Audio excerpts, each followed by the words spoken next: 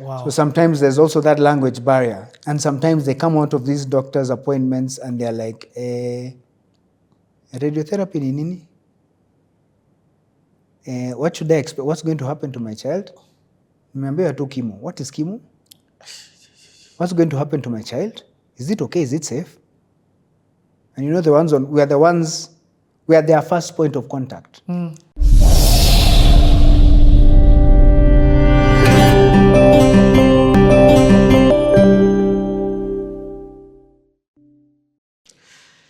You never truly know people until you take the time out to get to know people. That last episode was heavy for me. The reason why I say that is because you're speaking about kids.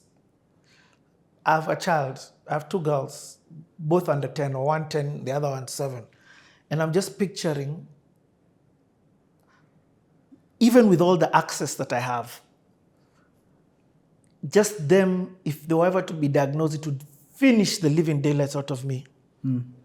What more somebody who doesn't have the access, doesn't have the information, doesn't know where to start? Exactly. Like, what level of madness is this? Even, I'm privileged even from the fact that we are in Nairobi. That automatically makes me have a head start amongst very many other people. You know what I mean? Exactly. So, and that brings me now to your second pillar of access, which is accommodation. Explain to me that accommodation part. Now, as I said, we are trying to eliminate the barriers to accessing cancer treatment, right? So, what do people need? You've been diagnosed. You've been told, you've been referred to Kenyatta National Hospital. Number 1, I don't have transport to get to Nairobi. Let me go and look for it, then I'll come back. When I get the money, I'll come for my appointment. This delays the treatment or leads to treatment abandonment. So at some point, not too many years ago, the treatment abandonment rate in Kenya was 54%. What? Meaning 54% of people will drop off treatment at one stage or another. The main factors, the 3 main factors that were identified, there were others, but the 3 main ones were the cost of treatment itself, transport to get to treatment, and accommodation close to the treatment centers. So, picture this. Someone lives 400 kilometers outside of Nairobi. They're told, here's a referral letter, report to Kenyatta Hospital on Monday. They don't have transport. So, fine. Give them transport. They get to the hospital. They're not being admitted. You've been referred so that the diagnosis can be confirmed. So maybe you have to do a biopsy where they go and get a piece of the tumor and look at it to determine whether it is cancerous or not cancerous and what stage it is at. They do some blood work. They do some imaging, X-rays, MRIs, all those things. Who's paying for that? Fine. You get there. You're able to do those things. Where are you sleeping all the time? You don't have anyone in Nairobi. If you have relatives, maybe 1 or 2 will pick your phone, but a lot of the time, by the time these people are getting referred to us, they have become such a burden to their families, their own families are not picking their calls. And maybe they heard from someone in the ward or one of the social worker or the nurse told them, hey, there's this organization called Hope for Cancer Kids. They might be able to help you. By the time they are getting in touch with us, a lot of the time, we are their last call. Last resort. Let me try this one. If this doesn't work, we'll just go home and take the baby to die comfortably at home. We are their last call. So, someone is told, for example, you've been diagnosed, you're told, let's start radiotherapy. You're told, go to Nairobi for a 30-day radiotherapy cycle. It is an outpatient procedure. 30 days. You don't have transport to get to Nairobi. Where are you going to stay? What are you going to eat? So they say, let me look for money. I'll come back when I find the money. They come back either when they get the money or when they get desperate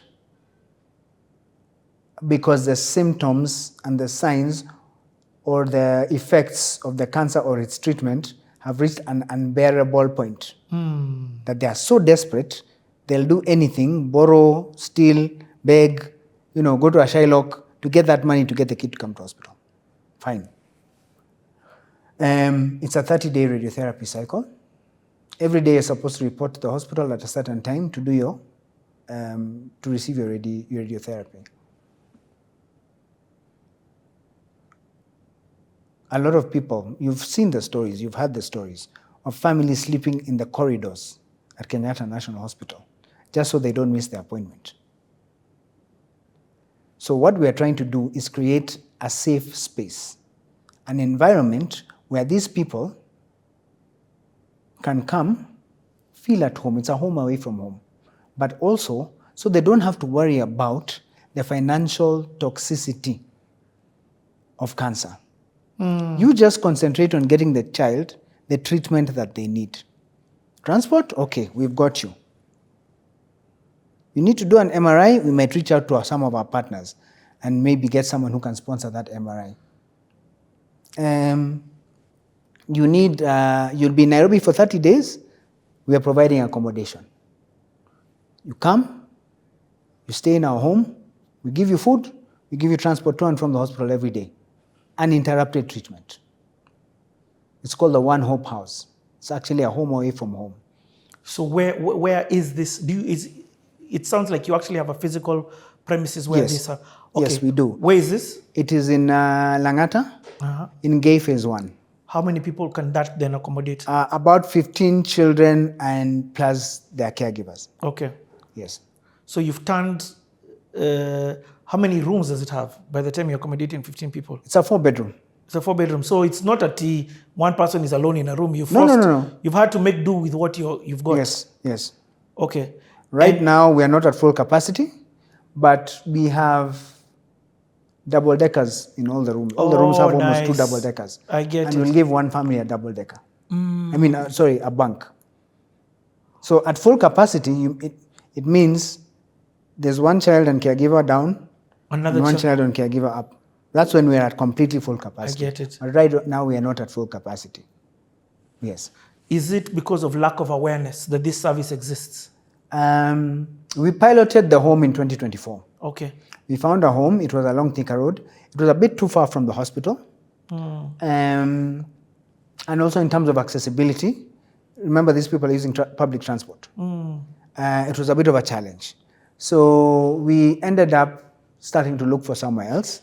And we were gracious enough to get a grant from Childhood Cancer International and Foundation S that will help us to run this home for the next year, to maintain it for the next year, setup and maintenance. So we opened up the accommodation center end of last year, and we started hosting this month actually. Oh, January? Yes. Okay. We started hosting in January.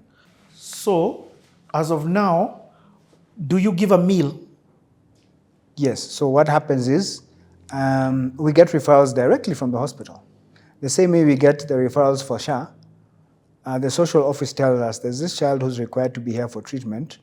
They need to be here for 3 days or 1 week or 1 month. Do you have space available? Yes, we have space available. And so the hospital refers them to us. And we receive them at the home. We take them through a sort of induction process. Like, this is the home. This is what we're going to do. We're going to provide you with a bed. We're going to provide you with meals.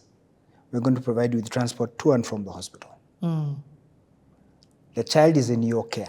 We're not a children's home. You're not leaving the child with us. We're not providing any medical interventions, although we do have nurses and doctors on call. Okay. In case anything happens, you never know what can happen. But ideally, it's just an accommodation center, so that you're near enough the hospital that you can go to and fro from your treatment on a daily basis. And you guys take them to and fro? Yes, we provide the transportation. And we also provide navigation. Have you ever been to Kenyatta National Hospital? No. It's crazy. You've been there. Now imagine it's your first time in Nairobi. You've never been in the big city. And you're dropped at the gate of Kenyatta National Hospital. And you're told, go to clinic 22. Yeah. Where do you start? So we navigate them through that process. Okay. We show them, this is clinic 22, this is where you have your clinics, this is where the radiotherapy is done. Because some of them just get lost and they don't even know where to start. Yes. I probably don't even speak the language. Exactly. Some of them don't even speak English or Swahili. Yeah. They speak their mother tongue. Wow. So sometimes there's also that language barrier. And sometimes they come out of these doctors' appointments and they're like, radiotherapy ni nini? What should I expect? What's going to happen to my child? Nimeambiwa tu chemo. What is chemo? What's going to happen to my child? Is it okay? Is it safe? And you know, we are their first point of contact. And they trust us. So they are home away from home. Yes, and also we've had a relationship with different families for such a long time that even within their circles, they become very close, the families, the mothers that have cancer, that have children who have cancer, the parents, the caregivers, and they form a bond because they are going through this thing together. Sometimes they even look for money to sponsor something. If this person needs an X-ray and they don't have money, sometimes they even come together as a group and say, if everyone puts in something small, we can get this done.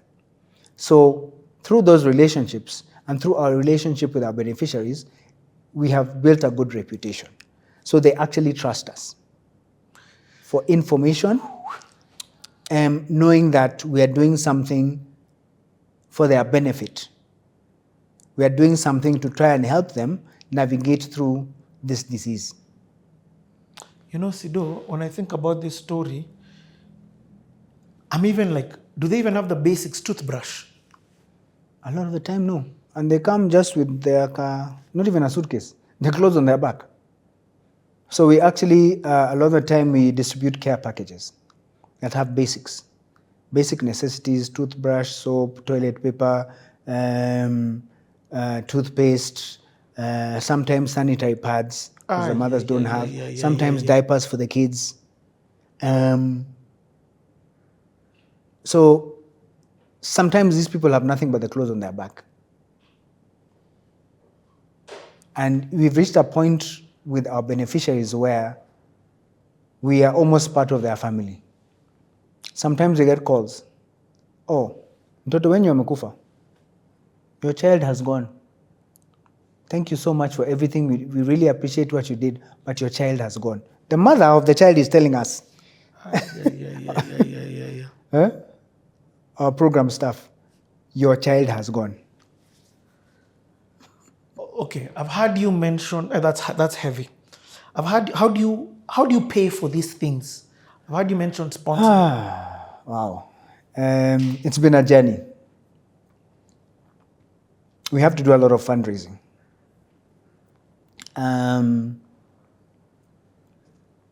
Traditionally, we used to have a yearly walk, an annual walk, charity walk. Then COVID hit. And that time we were pretty much just only doing NHIF. So we would raise money for the walk, it would be able to help us through the year. And COVID hit. Now you can't have any outdoor gathering. And we're like, where are we going to get money to support these kids? And that made us realize that we need to diversify our funding streams. Luckily, at that point, Lions Club, I accidentally met someone from Lions Club, and I'll never forget him to this day. I was looking for spare parts for my car. He owns a spare parts store. I sent him an email. Oh, I'm looking for this part. Do you have it? Email signature, Sidney Chahonyo, board chair, Hope for Cancer Kids. He saw that, and he's like, I don't even want to talk to you about the spare part. We've been looking for someone to work for in the childhood cancer space, and we've not found someone who we feel is credible. And Lions Club stepped in and we started those conversations. And for those 2-3 years, when COVID was still, they actually supported us through that whole period. Wow. Because we could not have our physical events. So now Lions Club comes in and I'm thinking, this cannot happen again. And we started thinking of other ways to diversify our fundraising. So right now, we have annual events. I told you about the art therapy you have with the kids every Thursday at Kenyatta National Hospital. Over the years, we've collected so many pieces because sometimes those kids actually lay their feelings out on those pieces. And they'll keep one and they'll be like, throw those ones. I don't even want to see them. So you can tell there's some emotional something or psychological attachment or detachment from that photo. So we've collected a lot of pieces. Our biggest local fundraiser is our annual art auction. We have it every September. September is Childhood Cancer Awareness Month. And we have an art auction to raise awareness, but also to raise funds. We auction the patient art to be able to raise funds to support the children. We also have an annual gala dinner. It's usually in April, May. And this is more corporate focused. We try to invite corporates to come to get to know us and see what we're doing so that we can have opportunities to start that conversation of, here's where you can plug in, or I like your story, where can I plug in? We also have grants, both local and international grants. We've had partnerships with the likes of Lions, with the likes of Rotary, with different corporations, the M-PESA Foundation, and many other institutions, like Microsoft. One-offs. Yes, one-offs. And we are only just now starting to get into the corporate arena. Sometimes it takes over 2 years to build these relationships before someone actually bites. Or they'll say, okay, you're asking for 1.5 million, here's 100,000. Let's see how these guys operate. Let's see how they report. Let's see what the impact, let's see what they can do with this 100,000. One of our secrets is we have a very low cost model. Between June 2003 and July 2004, we spent 1.8 million shillings in just paying for the premiums, the health insurance, but the monthly health insurance premiums. That resulted in over 684 pre-authorizations worth 15 million shillings. So with the 1.8 that we are paying for this insurance, they're getting care worth 15 million. No bank can give you that return on investment. So we do a lot of fundraising. We have a couple of grants. We have a couple of partners that have been supporting us, both locally and internationally. For example, we got a grant to set up and equip the home. So buy the double deckers. Yes. Actually, the beds were donated in kind by a local partner. Oh. Okay. Some of the equipment was donated in kind. Some of it we had to buy. So we had to fundraise to buy it. I remember when we launched our pilot, Lions Club came in with, food supplies, milk, this, that. So there are certain things we need for the home. For example, dry goods, flour, unga, sugar, salt, beans, things like that, grains. Then there's the other things like some of the perishables, like things like milk, onions, tomatoes, to make the meals. Sometimes someone will come in and say, how much does it cost to support a kid, to house a kid for a night? For one child and one caregiver, it's about 1,200 shillings per night. So is each or together? So 1,200? Together. For the child and the caregiver. Okay. 600 per person. So the child and caregiver, 1,200. Someone will come and say, I'd like to adopt, or I'd like to pay for 10 bed nights. Or I hear the people who can't make it to Nairobi for transport, I want to give you some money, but I want it only to go to the transport program. Oh, nice. So we'll know we have a kitty specifically for transport. So when somebody's stuck, we don't do transport for everybody from their point of origin to Nairobi, but the social workers tell us this is a very needy case, or this child was supposed to come for clinic 2 weeks ago, they didn't come, they missed again this week. When we called, they told us they do not have any way of getting to Nairobi. So we do those on a case-by-case basis, some of these out of pocket. We also partner with different people. There was a time NHIF was covering 20 radiotherapy sessions per calendar year. And a lot of the time, the children will need more. So you'll find kid needs 32 sessions, and 20 are covered. So we need to get someone to pay for that difference. Because the more you wait between treatment, you're reversing the effects of the radiotherapy. Or someone gets a prosthetic, gets an operation to cut off their leg because they're trying to stop the cancer from spreading. And they need a prosthetic limb.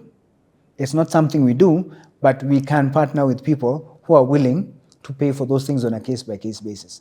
But basically for the home, what we need is, you asked me a question, how many are we? How many staff at Hope for Cancer Kids? Full-time staff, we're only 4. 4 full-time staff. One deals with many programs. There's our executive director who oversees everything. There's our house manager who makes sure that everything at the home is running well. And then there's myself. Currently, I'm the fundraising director. So we have 4 full-time staff, and we rely a lot on volunteers. Whether it is in planning for our events, whether it is having extra people to help with the art therapy sessions, whether it is, there are so many ways you can volunteer. You can volunteer your time. Some people volunteer their expertise. Sometimes we'll need someone with a legal expert to help us look through some of these contracts or draft some of these contracts. Sometimes we'll need someone with a strong accounting background to help us make sure that what we are doing, our bookkeeping system, makes sense. So we are always looking for people to either give their time, to give money, or to give in kind. You can even have a corporate that says, we've worked with different corporates where some of them have said, we don't have anything in our kitty right now, or we've already allocated our budget for the year. However, maybe you can do a staff engagement program where you come sensitize the staff, or we come for an art therapy session, or we come to the home and we'll get the staff to chip in a certain amount of money, and the company will match what they chip in. So there are different ways to plug in. It could be the organization is doing this. It could be the organization has a foundation or not. Or it could be the staff have decided, even if the organization is not doing it, we, as CTA staff, can come together and we all put something together and we present it to Hope for Cancer Kids. I get it. Exactly. So, and I like that. So, first of all, I like that it's not locked just to cash, but I like that from a cash perspective, there's different things that you can give to. Yes. So, for example, the transportation, the accommodation. In fact, before we opened our accommodation center, we had a couple of people who said, if you have a child who needs accommodation in Nairobi, send them to me, I'll accommodate them. Wow. So a complete stranger. We have a child who needs accommodation, can they send them? And they would go there. And they would come to Nairobi, do their treatment. When they're finished, they go back home. So there are different levels. Now they go there, of course, with the caregiver. Yes. Okay. I'm also in the business of doing, not just talking. And part of the things that I like doing on CT is figuring out what can I do, and then what can I get the community of people listening to me also to do. Because I believe there's also power in individuals doing actions. I'm glad to hear that you've mentioned the word local a lot. In situations like this, a lot of people are always getting fundraising from abroad. And even abroad, it's not always funneling. There's a lot of different, So I want to give to this cause that it is that you're doing. And I want to give via M-Pesa. So in fact, before I was going to be a bit limiting to you and say, I want to give 1,200 per night. Let's say if I was to do 10 nights, what's that? 12,000. Yes. But you decide what you're going to do with the 12,000. I don't want to give and lock it to that, because your need at the moment may be transportation for somebody. Yes. You get, and that may go to for the transportation. Your need may be, hey, I need to pay SHA for somebody. There's somebody who's coming. That's the immediate need because we don't have anything in the kitty that's there. So I've got this 12,000 that's on my M-Pesa. How do I get it to your institution right now? Thank you for asking that question. We do have a Paybill, a functional M-Pesa Paybill. And our Paybill number is 511. Hold on, so I've gone to Paybill 511 100. 100. That's it. Yes. So 511 100. Yes. When I do that, it says Hope for Cancer Kids. Yes. That's what comes up. Yes. Account number? Account number, you can put your name. You Okay. can put CTA. Oh yeah, I'll put. You can put transport. You can put, Exactly. In fact, I'll put CTA. Do whatever you want. Do whatever. Yes. That basically means CTA, do whatever. If you guys are watching, put CTA, and then if you want it for something in particular, you can put something in particular. Yeah. If you don't, it's fine. So Hope for Cancer Kids, Paybill, and I've now put my PIN in. And I have got... Add another 0. Add another 0, eh? I wish I could, but don't worry. I may not be able to do it on my own, but the people watching me will also definitely jump on board. So let's do that again. I want to add something to this. Yeah. A lot of people, when they think cancer, they think it's so expensive. What is my 200 bob going to do? What is my 1,000 shillings going to do? 1,200 shillings can cover the social health insurance fund for a whole year. Wow. 1,200 shillings. You're getting good value for your money. You can support a bed night, you can do this, but never think it's too little. Someone might just need 3,000 bob to get from Kisii to Nairobi. It might be something so small and you think this is not going to dent because you hear about the millions and millions that people spend paying for cancer treatment. And a lot of people think this is too little, it won't help. But as much as it seems small to you, it goes a long way for somebody else. The reason I completely agree with that. And in fact, that's one of the things that I say. Firstly, on CT, I say I never ask people to do what I'm not doing. Yeah. You get? I don't ask people to give if I myself haven't gone to do it. Number two, because I've done a couple of fundraisers here and it has changed people's lives. I've done it with Kroba. I've done it with Judy. I've done it with Teresa more recently. I've even done it with Julie Boyd. So, and I've seen how the 2 shillings you have, yes, 2 is going to change. If 1 million people watch this video and 1 million people give 1 shilling. Exactly. That's 1 million shillings that yes has gone, and what you needed was 500 shillings transportation. Yes. So as we've been talking, the Paybill number is on the screen. Yes. And the Paybill number is predominantly for people, of course, in Kenya who are there watching this. So I will say that again. The number is 511 100. It's there. Next to account number, write, do me a favor, write CTA, put a dash, and if you want it to do whatever, just write do whatever. If you want it for transport, accommodation, SHA, write as you please. But don't think that as you are watching us doing this that you can't do anything. Again, there's another audience that watches from abroad. Do you have... Before we move to that audience, another way you can give. If, for example, you decide, I want to be sending X amount per month. There's a platform on M-Pesa called M-Pesa Ratiba. Okay, let's see it. Let me go.